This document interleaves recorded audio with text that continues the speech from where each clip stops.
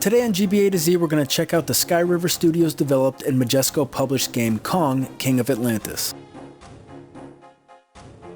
Released in 2005, Kong King of Atlantis is based off an animated movie of the same name that was created as a direct-to-DVD tie-in to the TV show Kong the Animated Series. The show ran for 2 seasons beginning in 2000 and also received the Game Boy Advance tie-in in 2002. In 2005, there was yet another King Kong tie-in game released for the Game Boy Advance for the Peter Jackson movie titled Kong, the Eighth Wonder of the World. Kong's demise was legend, his rebirth a well-guarded secret. Using DNA from the original, a new king was born, gigantic and primal with increased strength, ability, and with thanks to his new shared DNA, a family. The new Kong is no ordinary ape. Through an amazing cyberlink, Kong and his human brother Jason can merge into one. When an ancient prophecy starts to come true, the sunken city of Atlantis begins to rise. The evil queen Reptilla plans to take this opportunity to trick Kong into becoming her king, using him as her slave to unite the warring clans of Atlantis for her own evil gains. In a race against time, Jason must convince Kong that Queen Reptilla is evil, in the hope that together they can save the islands of Kong and Atlantis and its inhabitants. King of Atlantis has you fighting your way through 15 levels using one of the show's 3 protagonists, Jason, Kong, or Lua. The stages are primarily platformer and brawler based, including a mixture of escort missions, endurance challenges, and boss battles. They are designed to be played by a specific character, so you don't get to choose who you want to play as. Jason and Lua don't have the power of Kong, but they can attack in midair. Kong cannot, but he hits much harder. All can look up and down to get a better view of their surroundings, which is essential to finding your way out of some levels. First thing you'll notice about the controls is that they're backwards compared to the standardized layout that most games follow. B jumps and A attacks, instead of the normal configuration of B attacking and A jumping. Despite being reversed, the controls are tight.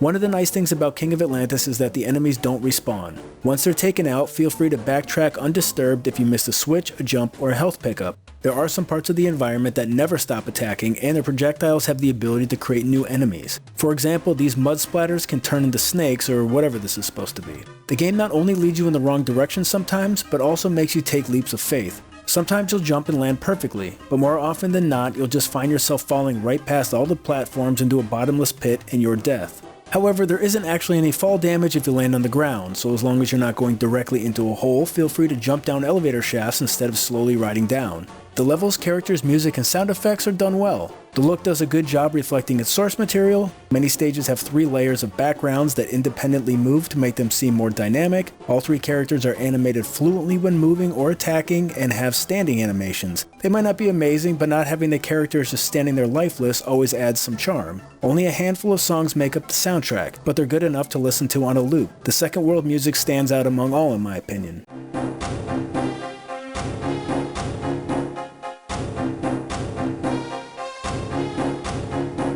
Finally, the sound effects are solid, but hearing Kong constantly yelling gets really annoying really fast.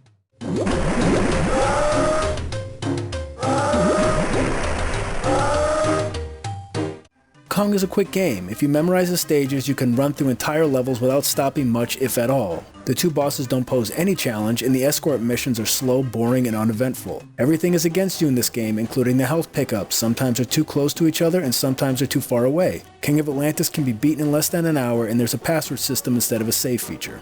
The 4th stage of Kong is an endurance level where you fight a dozen enemies before moving one screen to the right to do it again and again until the level ends. Playing this, my initial thought was that either due to time, money, or motivational constraints, the developers just gave up. The next stage, you continue as Kong in the exact same area, now just breaking chains to shut doors and stop enemies from coming out. Break a few chains, kill a few minions, and the level ends. Seemed even more to me like the developers stopped caring. In the final level, still located in the same area, you fight a laughable boss. Just jump over her movements and projectiles and just keep kicking and punching until she's dead. After the victory, she says, "You have beaten me, but now you and Kong must face my army," upon which it goes directly to a cutscene that tells you that the armies were defeated, Queen Reptilla's plan was foiled, and the game ends. And with that, it was blatantly clear to me that Kong King of Atlantis was kicked out of the developer's car and abandoned on the side of a highway.